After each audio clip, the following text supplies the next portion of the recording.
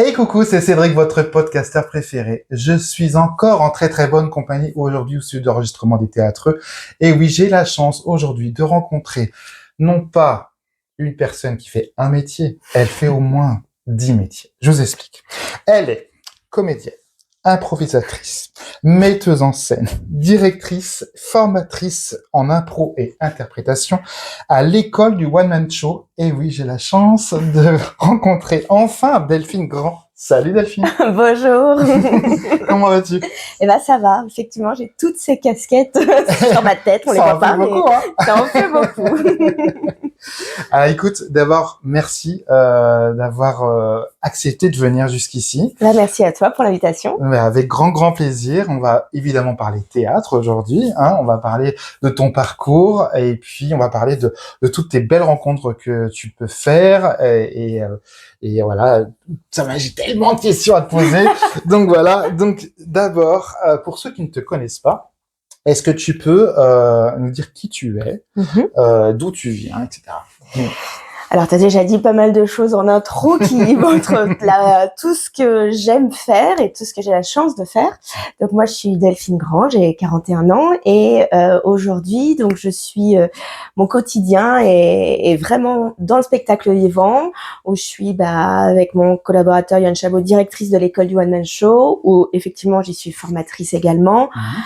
À côté de ça, je fais aussi pas mal de mise en scène, de comédiennes et de comédiens, surtout dans l'humour.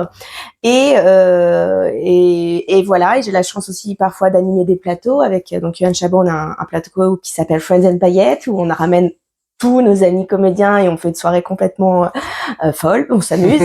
Voilà. Donc pas mal de choses où en tout cas où il y a beaucoup de plaisir. Voilà. Aujourd'hui à 41 ans, j'arrête pas de dire mon âge, mais non, mais en fait, ça fait mal, je sais, je suis passée par là. Non, mais tu sais, c'est le truc, on se dit, en fait, on a envie de faire des choses qui nous plaisent maintenant. C'est un Exactement. luxe, mais c'est une chance aussi. Donc, et comme tu dis, avec plein de rencontres à chaque fois. Et ça, c'est chouette.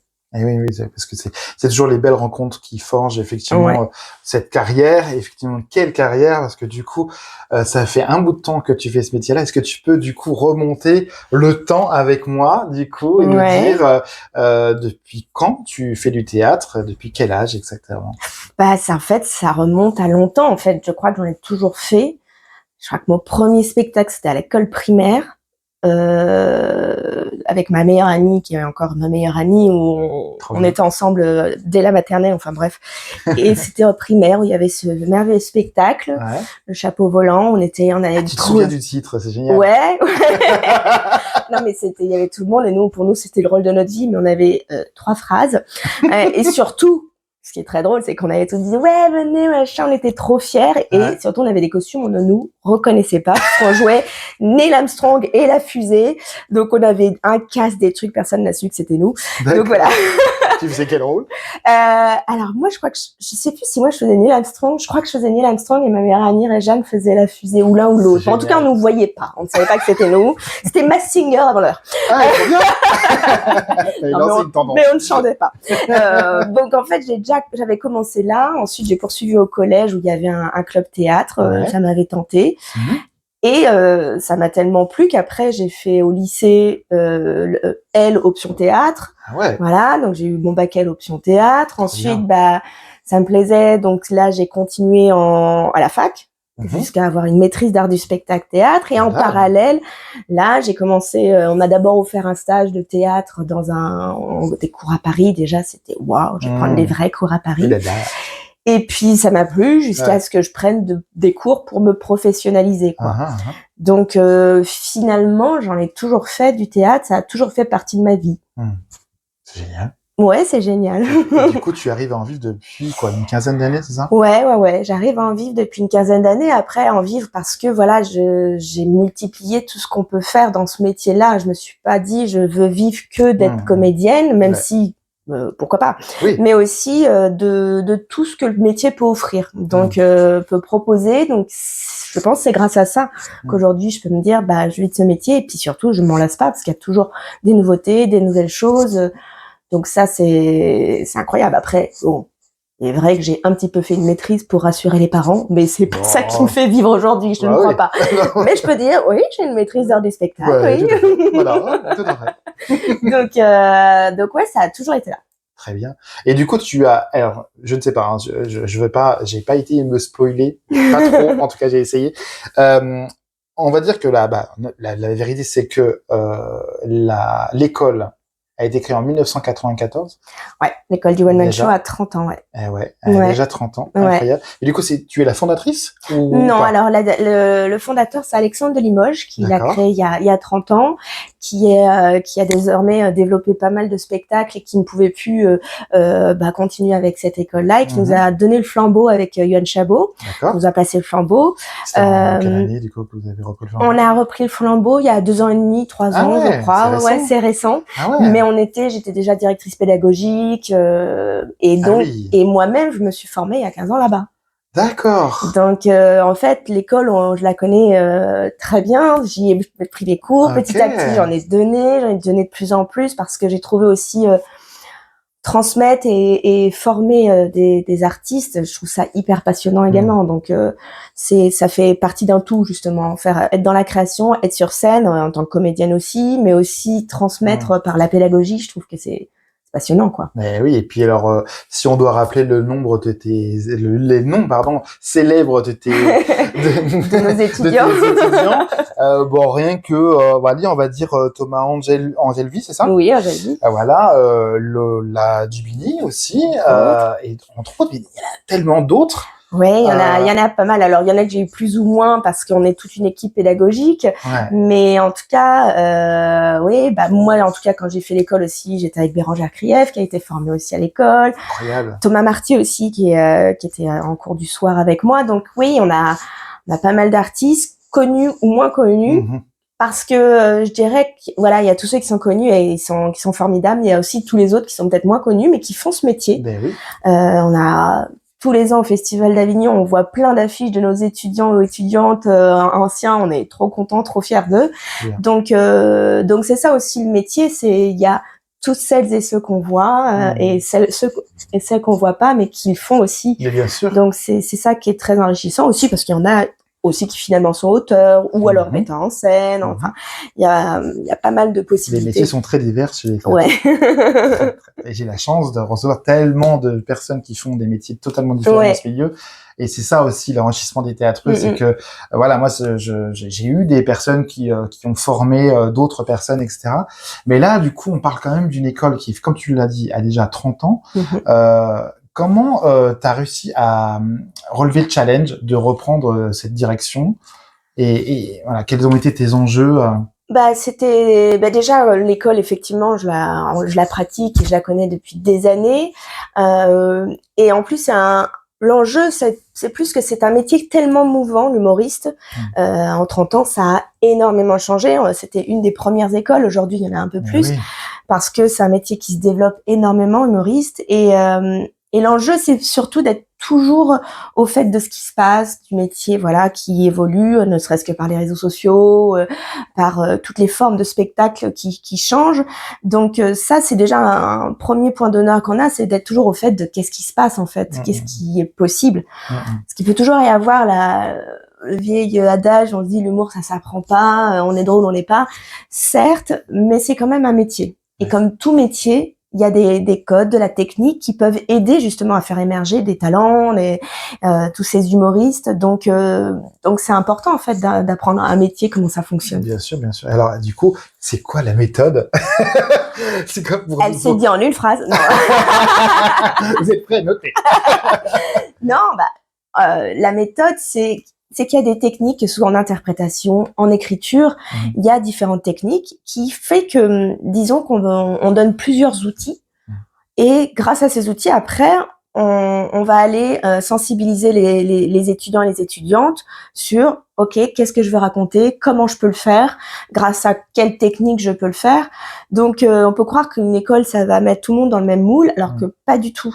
C'est justement pour montrer tout ce qui est possible. Bien sûr. Et encore, il y a encore plein de choses qu'on ne sait pas qui sont possibles. Bien sûr. C'est que c'est du one man show, one woman show, mais ça reste un spectacle. Donc voilà, donc les techniques d'écriture, techniques d'interprétation, il va y avoir de l'improvisation aussi, des choses qui se font beaucoup maintenant dans le stand-up, mais apprendre surtout à être à plusieurs aussi.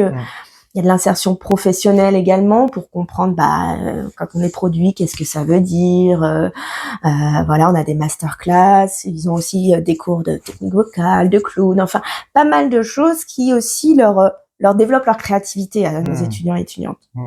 Et ça, c'est chouette de les voir. Quand on les voit démarrer, qui savent pas trop ce qu'ils veulent, mais en même temps, ils ont envie de le faire. Et après, voir à la fin du cursus, ils ont la possibilité de faire au moins 30 minutes de spectacle et qu'on voit qu'après, ils ont l'heure. On se dit, c'est bravo, quoi. On voit comment a émergé l'artiste, quoi. Ouais, totalement. Après, c'est vrai que moi, j'ai eu nombreux invités qui sont venus ici et simplement au micro des théâtreux. Et c'est vrai qu'on parle rarement dans une école de l'après-école. C'est-à-dire, est-ce que à l'école du One Man Show, il y a ce côté, est-ce que vous expliquez comment ça va se passer, quelles sont les démarches à faire pour être notamment intermittent du spectacle?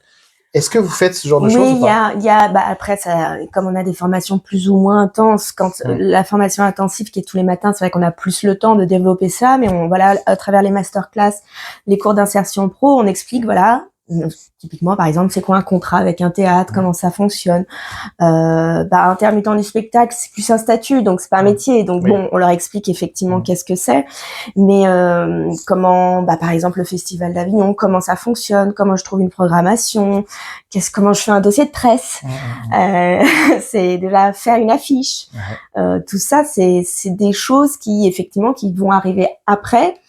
Donc on leur donne des billes et parfois quand ils sont dans l'instant présent, ils disent ça m'intéresse pas, et puis quelques années après ils me rappellent, au fait Delphine, je suis un secours, mais en fait donc voilà, nous c'est avec plaisir qu'on répond et qu'on leur dit oui, mais après on prend pas de décision à leur place.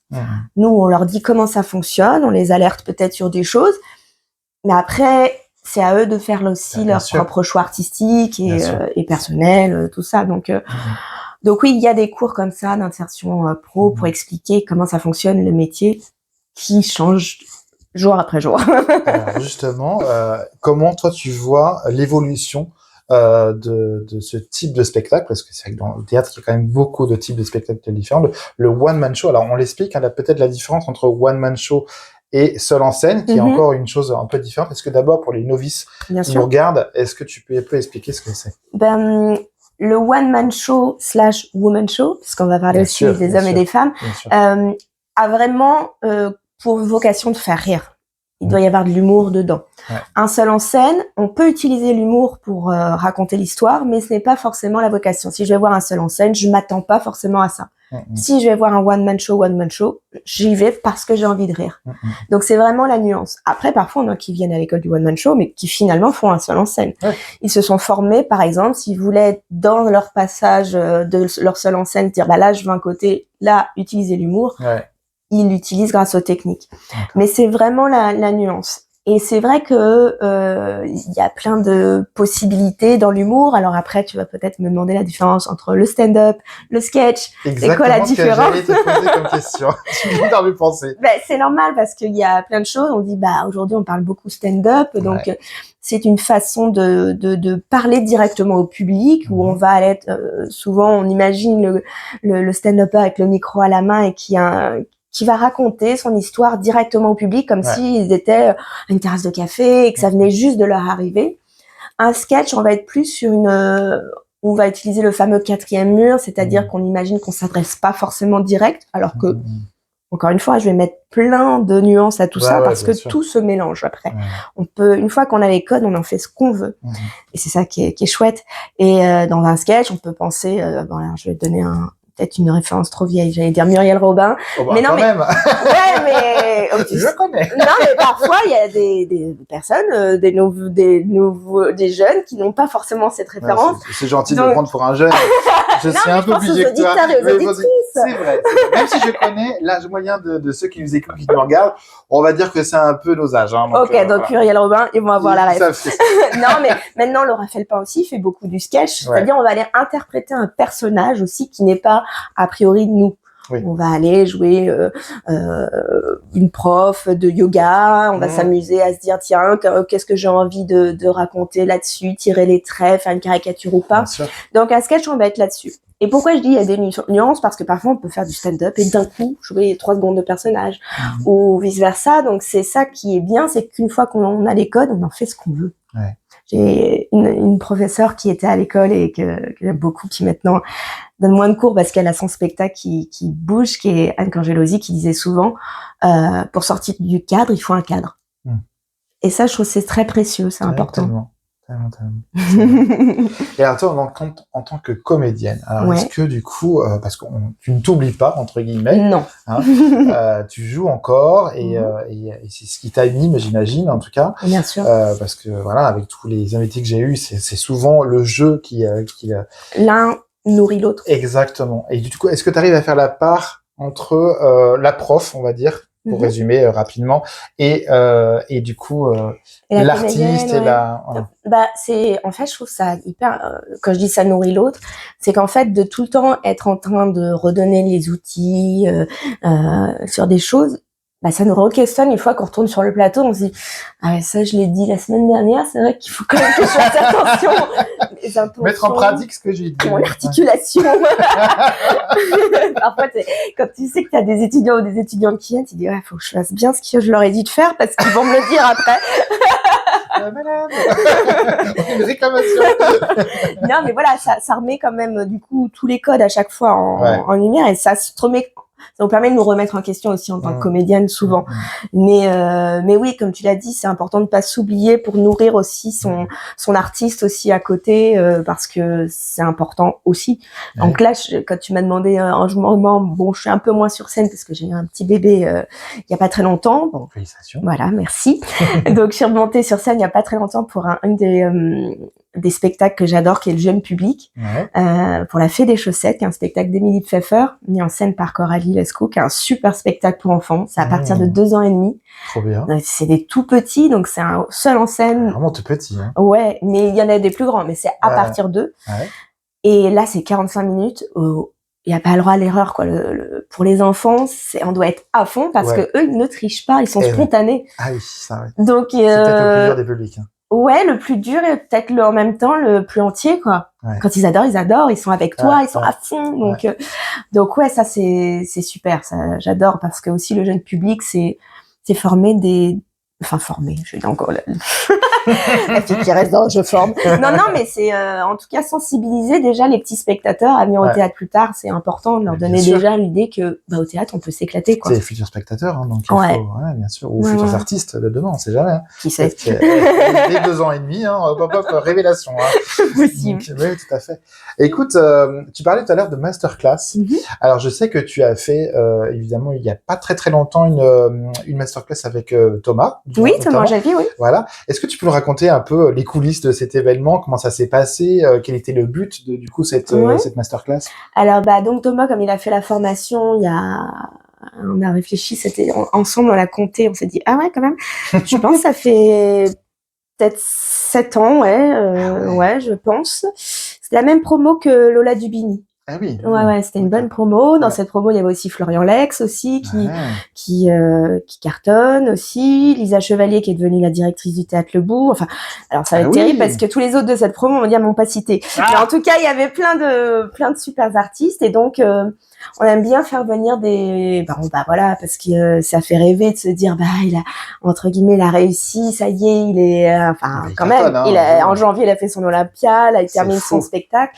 Donc, l'idée, c'est de faire revenir parfois des anciens étudiants ou des anciennes étudiantes pour leur expliquer à nos étudiants, de l'école, même avant, qu'est-ce qui fait que t'es mieux à l'école, qu'est-ce que ça t'a apporté aujourd'hui, avoir le recul de ton parcours, qu'est-ce qui est venu. Donc c'est vrai qu'on on essaye de faire des rendez-vous comme ça. Donc l'idée, c'est toujours de capter si l'emploi du temps va correspondre avec l'artiste, parce que ils ont des tournées juste après la masterclass, ils partaient au Canada pour jouer, donc faut trouver le bon créneau. Il joue pas que en France. Non, il est parti dans les pays francophones. Ouais, il a fait une grosse salle à Montréal, je crois. Trop bien. Donc ouais, génial pour lui.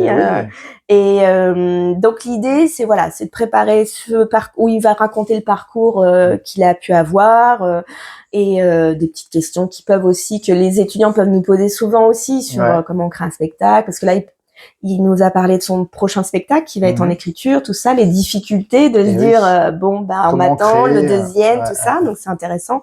Je vais revenir à la base en fait. Oui, c'est ça.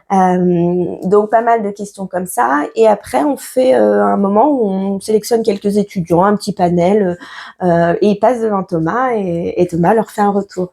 Ah ouais. Donc c'est hyper stressant. C'est pas facile. Ah ouais.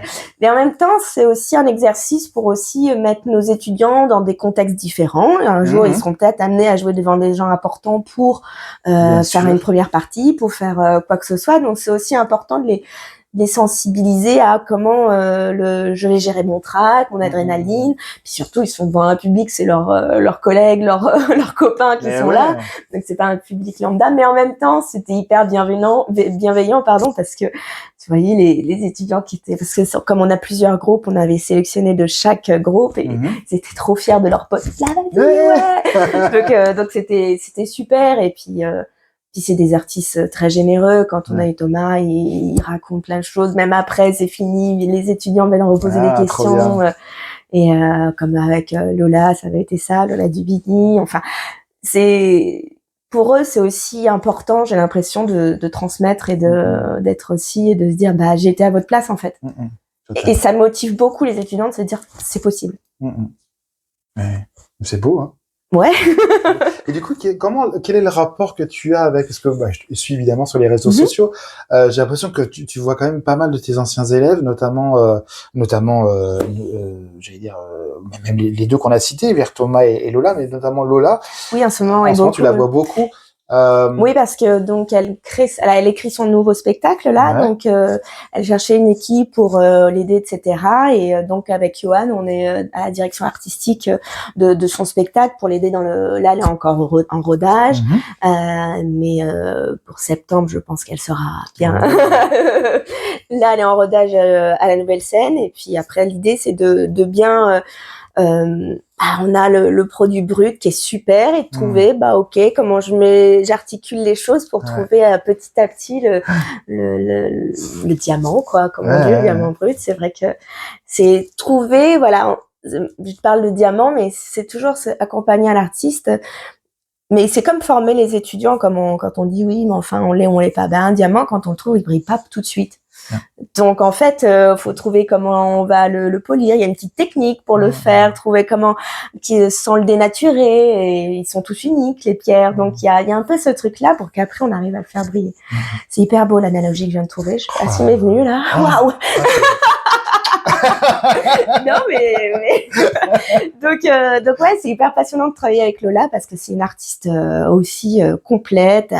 Elle chante, elle a l'humour, elle est hyper généreuse sur scène, donc c'est hyper passionnant tout ça, quoi, parce que donc quand elle nous a demandé, elle a dit moi j'ai besoin de revenir aux bases en fait, et des gens qui me connaissent, qui savent ce que j'ai dans ma besace pour le mettre en avant, quoi. Donc et là, malgré le succès qu'ils rencontrent maintenant, du coup, c'est génial de se dire qu'ils ont encore besoin de toi, entre guillemets, en tout cas de tes conseils, et de se dire... oui, je sais pas si je vais me dire c'est génial qu'ils aient besoin de moi. Non, mais je veux dire, c'est toujours... D'abord, c'est humble, je trouve, de leur part, parce que bien sûr. Ils sont pas en train de dire... ils étaient plus au leur cul, pour ne pas être vulgaire, mais tu vois ce que je veux dire, ils reviennent à la base, comme tu l'as dit, pour justement dire, en fait, je vais aller revoir des personnes qui m'ont aidé à me lancer dans ce beau métier. Et moi, je trouve ça, c'est une démarche assez... Oui, c'est important de développer ça, parce qu'on a tendance à croire que le one man, one woman show, c'est un métier solitaire, parce qu'on est seul sur scène. Or, la plupart des gens ont une équipe autour d'eux, autour d'elles. Donc, c'est important nous, c'est ce qu'on essaye de transmettre aussi à nos étudiants, de bien s'entourer, d'être avec les personnes avec qui on a confiance. C'est hyper important. Donc oui, si la confiance est là et que ils reviennent pour une petite question, des fois c'est juste une petite question, super, on transmet ce qu'on peut et on les aide comme on peut. Et parfois c'est nous J'ai les appelons, j'ai une question pour ça et c'est super. Ouais, il y a un vrai échange en tout cas et il y a une continuité après la formation. Ouais, parce qu'aussi on est fiers d'eux et fiers d'elles, quoi. Ouais, c'est super. Mais ça doit être génial de se dire, quand on parle, bon, évidemment, si on dit Thomas avec l'Olympia, c'est comme la consécration incroyable. Moi, j'ai suivi ça de loin sur mon compte Instagram, sur son compte Instagram. Je trouvais ça génial que tu vois, mais c'est ce beau. mec-là qui donne tout sur scène, qui arrive à la consécration incroyable. C'est génial. Dans les Thomas, il y a aussi Thomas Marty aussi qui a vraiment cartonné. Les réseaux sociaux les ont beaucoup aidés aussi parce qu'ils ont trouvé leur biais, leur façon d'être singulier aussi par là. Donc ouais, non, c'est super. Et puis toutes les autres qu'on voit pas forcément, mais qui aussi qui font pas mal de choses. Mais tout à fait. Alors on va essayer de se projeter un petit peu parce que comme tu le sais et comme les gens qui le savent ici, on prend un peu d'avance dans les enregistrements de ce podcast. Cet enregistrement va être diffusé le 3 août 2026. C'est les vacances. C'est les vacances, il fait chaud. Oh là là, on est en terrasse, c'est sympa. Ou alors sur la plage, je ne sais pas. Peut-être qu'on nous écoute sur la plage. Voilà, on verra bien. Et ben justement, on va essayer de se projeter un petit peu. Ça veut dire que du coup, au mois d'août, l'école vient de se terminer. Là, il y a pas très longtemps. Ça sera fini en juin. Donc, on finit toujours c'est un peu la fête. On fait les spectacles au Point Virgule, le théâtre du Point Virgule, qui est un super théâtre, qui a une atmosphère et une âme pour l'humour. C'est un lieu incontournable. Donc, c'est toujours des super moments. Et puis donc mois d'août, là, disons qu'on aura commencé en juin, juillet les auditions, les entretiens en tout cas pour rentrer à l'école. Donc en août, on est encore en train d'en faire. Donc peut-être qu'il y a encore de la place, on ne sait pas. Sûrement, en tout cas, ça c'est le moment où on commence à décider un petit peu les groupes, comment ça va se passer. Donc mois d'août, disons qu'il y a plus de cours, mais il y a les entretiens pour rentrer à l'école et nos étudiants qui jouent aussi pendant l'été parce qu'on est en partenariat donc avec le théâtre Le Bout et il y a des spectacles qui se jouent comme le Big Show, qui est un spectacle où c'est nos étudiants et anciens qui sont dedans, un plateau aussi pour les étudiants qui sont en cours d'année, les premières années, pour qu'ils rejouent leur spectacle, leur sketch qu'ils ont pu jouer au Point Virgule pour un petit peu le roder, tout ça. Donc il y a aussi de la vie, mais du coup sur scène où ils jouent. Donc voilà, et puis la rentrée se prépare pour fin septembre. On commence fin septembre. Waouh. La nouvelle promo. Alors justement, tu en commences à en parler. Comment on rentre dans cette école ? Alors, c'est pour ça que je me suis reprise. C'est pas vraiment une audition, c'est plus un entretien où on va aller échanger avec chaque personne qui veut rentrer pour savoir leur projet, pourquoi ils viennent à l'école du One Man Show, de quoi ils ont besoin, de quoi ils ont envie. Et ensemble, par rapport à la formation que nous on propose, on voit si effectivement ça correspond ou pas. Parce que parfois, il y a des artistes qui sont aussi déjà bien accomplis et ils viennent justement pour revenir aux bases et on se dit oui, mais là en fait t'en as peut-être pas besoin finalement, peut-être t'as besoin d'autre chose, d'un accompagnement plus personnalisé ou d'autres personnes peut-être qui idéalisent quelque chose. On leur dit attention, c'est un métier, donc il y a quand même un cadre, des choses comme ça. C'est l'idée de voir si la personne correspond aussi à notre pédagogie et à ce qu'on va leur proposer, quoi. Ok, et du coup, justement, tu parles de pédagogie. Est-ce qu'il y a une ligne de conduite ? C'est quoi Comment on peut être retenu dans l'école ? Et si tu dois donner un conseil à quelqu'un qui rêve de rentrer dans l'école. C'est déjà d'expliquer pourquoi on rêve d'être dans cette école, parce que qu'est-ce qu'on a envie qu'elle nous apporte. Et nous, notre pédagogie, elle a été travaillée sur plusieurs années. Encore une fois, elle évolue. Nous, on est certifié Calliope, donc c'est un cadre de formation important qui nous dit qu'on est obligé d'avoir une ligne de conduite sur notre formation qui est pro. Donc non, il n'y a pas une clé pour se dire ça vous permet sûr d'être. Non, il nous faut de la motivation et surtout une envie de travailler. Parce que pour faire le lien avec tous les artistes dont on a pu parler tout à l'heure et les autres, la clé du succès, pour 90%, c'est le travail. Donc, à l'école, on va apprendre à bien travailler, à se dire comment on travaille et quelle chose. Donc, si on dit, j'ai pas forcément le temps trop, en fait, après, on est frustré parce qu'on se dit, mince, les copains et les copines, ils ont pu avancer, moi non, parce que cette semaine, j'ai fait un déplacement, etc. Ok, c'est pas grave, mais peut-être c'est pas cette année, ce sera peut-être l'année prochaine qu'il faudra le faire. parce que c'est un beau cadeau que les gens se font quand ils s'offrent une formation comme ça. Donc, comme tout cadeau, faut en profiter à fond. Totalement. Et c'est une formation qui dure combien de temps? Alors, nous, la pédagogie, on l'a vue sur 2 ans. D'accord. Avec la première année où vraiment on va mettre justement les bases, les outils, comment on utilise cet outil en écriture, en interprétation et autres. Et la deuxième année où là on va les réfléchir à leur projet global artistique de justement qu'est-ce qu'ils veulent raconter, comment on va faire, qui je suis en tant qu'humoriste. C'est les outils au service de l'artiste. D'accord. Et c'est quel type de profil rentre dans l'école? Est-ce que c'est des gens qui ont déjà fait des cours de théâtre ou est-ce que c'est des gens qui se lancent pour la première fois? Alors, il y a tous les profils. Il y en a qui ont fait des cours de théâtre et du coup, on revient un petit peu aux bases parce que là, on va aller sur l'humour. Donc, parfois, ça peut être déroutant parce qu'on va casser des habitudes peut-être, mais pour mieux y revenir. Et d'autres gens qui n'ont jamais rien fait, qui partent de zéro. Donc, il y a tous les profils, âge compris. Donc c'est non, quoi, il y a là, pas. du coup, quand le plus jeune et le plus vieux ou le... Ouais, on a parfois des ados. D'ailleurs, on va ouvrir des cours ados.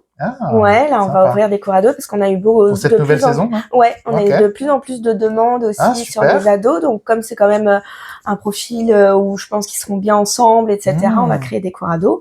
Parce qu'on avait déjà eu dans les cours des jeunes de 16 ans, etc. Et en même temps, des moins jeunes. On a déjà eu des 70 ans, 75 ans. Ouais. Trop bien. Mais du coup, c'est pas le même objectif pour chacun. Bien sûr, bien sûr. Ouais. Et c'est ok, c'est juste on va utiliser les outils pour atteindre les objectifs de chacun. La personne qui a 75 ans, bien sûr qu'on va être sur un style peut-être un peu plus chansonnier comme à l'époque, mais en même temps, il éprouve énormément de plaisir à le faire et puis du coup, ça fonctionne. Alors qu'un jeune, bien sûr, et peut-être il va avoir comme référence Roman Frécinet, lui son reste c'est le stand-up et c'est ok. Et parfois, ils se retrouvent les deux. Et du coup, ça fait des super mash-up entre l'ancienne génération et la nouvelle génération, on se nourrit. Donc non, il y a un panel assez large, hommes et femmes confondus, tout genre. Donc c'est ça qui est enrichissant aussi. Et du coup, qu'est-ce que t'aimes le plus dans cette formation, cette école, etc. Qu'est-ce que ça t'apporte toi personnellement? Déjà je vais faire Mission Cléopâtre. Je sais pas s'il y a des bonnes ou mauvaises rencontres. Non, mais c'est des rencontres forcément aussi. Parfois, ça peut arriver aussi que ça matche et j'ai mis en scène. Là, je mets en scène parfois des anciens ou anciennes étudiantes. Donc ça veut pas. Mais c'est surtout des rencontres artistiques. Et même si parfois il y a des choses qui, a priori, on se dit c'est pas ma sensibilité. Le fait d'être dans le côté où on va être très technique.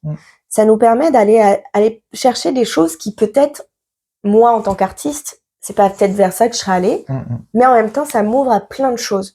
Donc ça, c'est hyper passionnant de découvrir des choses, parce que aussi, eux, ils m'apprennent beaucoup de choses. Il y a tellement de choses d'humorisme. Moi, des fois, je suis dépassée, on me donne des noms, honnêtement, des fois, je dis, ah oui, j'ai dû voir passer, mais ok, je vais creuser. Donc aussi, génération, quoi. Ouais. Sur la culture aussi humoristique et culture en général, ça offre pas mal de choses. Et puis, je trouve que c'est très stimulant pour la créativité aussi. Donc, et puis je trouve que, en fait, aussi, personnellement, quand on voit qu'il y a eu un déclic, qu'il s'est passé quelque chose, on se dit, ça y est. On a touché quelque chose. Tu vois l'étincelle qui est en train de se former, quoi. Ouais, ça m'est déjà arrivé d'un passage d'un étudiant ou d'une étudiante d'avoir la larme à l'œil. Parce que ça y est, quoi. Comme dirait Johan Chabot, ça fait je fais mal à Fabian, mais où on se dit, ça y est, en fait, il a compris ou elle a compris un truc là.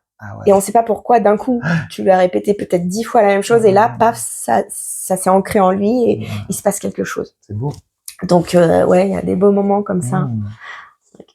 C'est ça doit tellement être enrichissant de voir les humoristes de demain. Parce que tu te dis, tu fais ça, évidemment, pour le plaisir, mais aussi parce que c'est ton métier et que t'aimes former, ça se voit que t'aimes justement transmettre ton savoir, etc. Mais c'est pas évident, l'humour, en plus, comme tu le dis. C'est comme le nombre de personnes que j'ai eu à ce podcast et qui m'ont dit, mais l'humour, c'est le truc le plus dur. De faire rire les gens, c'est tellement difficile. Et surtout quand on est seul sur scène, c'est tellement compliqué. Il n'y a pas de recette, j'ai l'impression, Du succès? Ouais. Ou pour le rire? Mais pour les deux. Pour faire rire avec tu vois? Non, mais comme tout dans l'art, il n'y a pas une recette. Pour chaque chose artistique, hein, dans la mode, c'est-à-dire qu'est-ce qui va faire une tenue iconique? Bah, on sait pas, c'est que d'un coup, il y aura la technique et d'un coup, il y aura quelque chose de plus. En cuisine, c'est pareil. Je crois que c'est dans l'art, heureusement. Parce que s'il y avait une technique, ce serait tout le temps la même chose. Je vais pas faire le sujet sur l'IA, c'est ce que pose l'IA. C'est que derrière, s'il n'y a pas un humain qui va aller toucher cette technique et en faire avec sa personnalité, bah bien sûr, on ne sait pas. Donc, mais la clé, je l'ai dit, c'est le travail quand même. C'est le travail, c'est travailler ses outils, tester, se planter, se dire ah non ça marche pas, en fait je veux pas faire ci, finalement je veux faire ça. Se planter, ça fait partie du travail. Et pour toi justement, c'est quoi l'avenir du one man ou du one woman show? L'avenir, c'est pas facile comme question. C'est pas facile. Je crois qu'il y a quand même du renouveau qui se fait. Je citais Laura Felpin qui est revenue, qui a remis le sketch un petit peu à la mode aussi, parce qu'il y avait un côté où on se disait c'est café-théâtre. Un mot qu'on n'utilise plus, le café-théâtre, qui était très sketch, tout ça. Donc, j'ai l'impression qu'il y a quand même beaucoup plus de justement, moi, je veux dire, faire du spectacle, où on va mettre de tout dedans, on va aller mettre de la chanson, du lip-sync. D'un coup, on va peut-être être un peu plus sensible à un message aussi.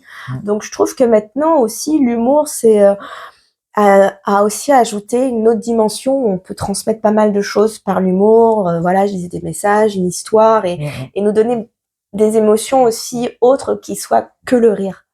Et ça, je trouve ça fort aussi. J'avoue. C'est beau, hein. Ouais. Bah, Lola Dubini, dans son spectacle, justement, elle joue là-dessus. Il y a l'humour et en même temps, elle nous transmet une vulnérabilité et des fêlures qu'elle a pu vivre, quoi. Donc, je trouve ça beau comme, moi, dans mon écriture, c'est ce que j'essaye de faire aussi, de retranscrire les émotions. J'adore jouer justement avec le public sur ça, dire que tu passes du rire aux larmes. Et dès lors que tu arrives à toucher quelqu'un, même avec de l'humour, et pas forcément avec quelque chose de triste, ou mettre de l'humour dans un truc triste aussi, c'est toujours un peu la difficulté. Mais c'est ça qui est la diversité et puis faire rire. Après, ça nourrit tellement des artistes. C'est galvanisant, hein, c'est sûr. Tu disais tout à l'heure, c'est le truc le plus dur parce que c'est le truc le plus immédiat. Ça fonctionne, paf, il y a le retour tout de suite et tout de suite ça nourrit et on y va. Alors c'est chouette. Hein. Quand les étudiants disent bon un spectacle, pourquoi je fais ça, tu verras après, tu sauras pourquoi tu le fais. Bien sûr. Alors, t'en parlais tout à l'heure, tu parlais de Muriel Robin. Est-ce que c'est une référence pour toi en termes de moi, donc quand j'ai fait l'école du One Man Show, c'était un des premiers sketchs que j'ai pu faire. Je vais même aller plus loin. Je vais même aller plus loin. Les premiers sketchs, c'est pas ça, c'était Sylvie Joly. Ah, oui. C'était même encore plus loin. Madame Sylvie Joly. À l'époque, j'avais un professeur qui s'appelait William Pasquet et tout de suite, et c'était parce que j'étais dans la même classe que Bérangère Cress, c'est Bérangère qui avait fait pas mal de sketchs de Robin. Et moi, Sylvie Joly, qui c'est encore plus loin en référence, là, hein. Oui, d'accord, la première. Tu vois? Donc, Muriel Robin, mais Muriel Robin aussi, il y a des sketchs qui sont avec un des messages, on se dit, si on regarde sur le papier, son sketch de la solitude, et il nous fait rire, mais en même temps, il prend, on tripe, tout ça. Donc, si, Muriel Robin, c'est une référence, la précision du jeu. J'étais allée la voir quand elle était revenue et qu'elle refaisait ses sketchs, justement, mes étudiants m'avaient offert une place, c'était génial. Et c'était ça. La force des sketchs, c'est que ils vieillissent très peu. Un texte de stand-up, il peut un peu plus vieillir parce qu'il est souvent lié à l'actualité ou la société du moment. Tout à fait. Mais un sketch, un très bon sketch. Même avec des gens qui sont problématiques en 2026, leur sketch reste. Oui, bien sûr. Voilà. On m'a pas cité, mais je vois très bien de quoi tu parles. Tu vois ce que je veux dire. Mais en tout cas, l'addition de Muriel Robin, c'est intemporel. Encore aujourd'hui, on peut vivre les mêmes situations. Donc, c'est génial. Tellement. C'est génial. C'est iconique. Oui. Tu sais, à l'école du One Man Show, parfois, pour leur apprendre l'interprétation, on leur donne aussi parfois des textes d'auteurs pour comprendre la mécanique du jeu, la mécanique d'interprétation. Donc, en stand-up, il y a pas mal de nouveaux textes qu'on peut donner, mais en sketch, quand on leur fait comprendre cette façon de faire, finalement, il y a pas tant des nouveaux. Donc j'en donne encore parfois des sketchs de Muriel Robin et l'idée c'est alors on dit toujours mais on va croire que j'ai copié. Non, parce qu'en théâtre en fait n'importe qui peut réinterpréter un texte de n'importe qui, ça pose pas de problème. En humour, à chaque fois on se dit oui, mais parce qu'on va dire je copie tout ça. Non, l'idée c'est de réinterpréter, de se dire moi comment je le vis, comment je vais le raconter en tant qu'artiste. Et oui, le sketch de l'addition, c'est encore actuel. Bien sûr, bien sûr, bien sûr. Écoute, vraiment, moi je trouve ça incroyable parce que je pourrais parler avec toi pendant des heures et je pense qu'on va parler encore un peu, même en off. Mais du coup, j'aimerais que tu me parles un petit peu plus de toi, évidemment, parce qu'on parle beaucoup de l'école. Évidemment, tu diriges cet établissement et bravo d'abord parce Merci. que voilà, d'abord je le fais avec mon collègue Johan Chabot. Je tiens qu'on est en binôme, on est un sacré binôme en plus. Oui, un sacré binôme. Et justement, tu parlais justement de plusieurs cordes à ton arc. Tu présentes du coup en duo. Oui, avec Johan, justement, un plateau qu'on joue du coup en avril. J'espère qu'à la rentrée de septembre, il y en aura d'autres dates. On fait ça vraiment de manière ponctuelle. C'est un plateau qui s'appelle Friends and Paillettes. Le plateau où on invite nos amis pour s'amuser. C'est-à-dire qu'on a des artistes qu'on va aller chercher, nos amis, des amis ou pas, qu'on a envie que ce soit nos amis, sinon. Ils font un passage de leur choix, un sketch ou autre, et après on les challenge avec des jeux d'impro. Trop bien. Donc eux, ils savent pas ce qu'ils vont faire. Et du coup, nous pas complètement, parce qu'on sait pas ce que l'artiste va dire. Et du coup, ça donne des situations assez drôles où on essaye de mettre une impro où on se dit tiens là-dessus, on aimerait bien aller la challenger ou la challenger là-dessus. Et c'est chouette. On a eu dans les fois précédentes, par exemple, on avait aussi un chanteur, Vaslo, qui a un univers très onirique, merveilleux. Et puis donc il avait fait ses chansons, c'était formidable. Et après, on lui a dit tiens, tu improvises des musiques et nous on doit s'adapter à ce que tu fais. Donc c'était super parce que du coup on s'est adapté. On a déjà eu Nadia Rose avec qui on avait fait une improvisation avec un doublage. Enfin c'est génial. À chaque fois c'est des super soirées. Donc on fait ça ponctuellement. Tu vois, comme on disait, le plaisir c'est des moments de rendez-vous. On veut se faire plaisir aussi avec nos amis, invités ou ceux qu'on a envie que ce soit nos amis. Est-ce que vous avez compris le message? Non, le prochain, il y en a quand même beaucoup qui sont nos amis, mais voilà, c'est de renouer avec le plaisir aussi de ça, de se retrouver, la scène, parce que des plateaux, il y en a plein, donc voilà. Donc ça c'est l'actu un petit peu, voilà, on enregistre en avril et on est en mars encore et c'est en avril le spectacle et donc peut-être quand il sortira, on annoncera une nouvelle date pour... j'espère. Et entre-temps, évidemment, je pense que je ferai un petit peu de pub. Si tu me avec plaisir. Toutes les infos, évidemment, je diffuserai tout ça. J'ai d'autres spectacles que je mets en scène. Alors, justement, c'était ma prochaine question. Raconte-nous, du coup, en 2026, c'est quoi tes spectacles? Dans quoi on peut te retrouver? Que ça soit dans la mise en scène, en tant que comédienne, etc. Dis-nous tout. Alors, donc, j'ai parlé tout à l'heure de Lola Dubini. Donc, on est avec Johan Chabot. Son spectacle qui va continuer à tourner et à se préparer. Là, j'ai... Tu fais la mise en scène? Oui, la direction. C'est assez large, direction artistique. Voilà, on la guide sur des choses, tout ça. En mise en scène, j'ai Inde Dawi qui a un spectacle qui s'appelle Fille unique, qui existe déjà depuis plus de 3 ans. Elle a fait Avignon l'année dernière, elle y retourne cet été.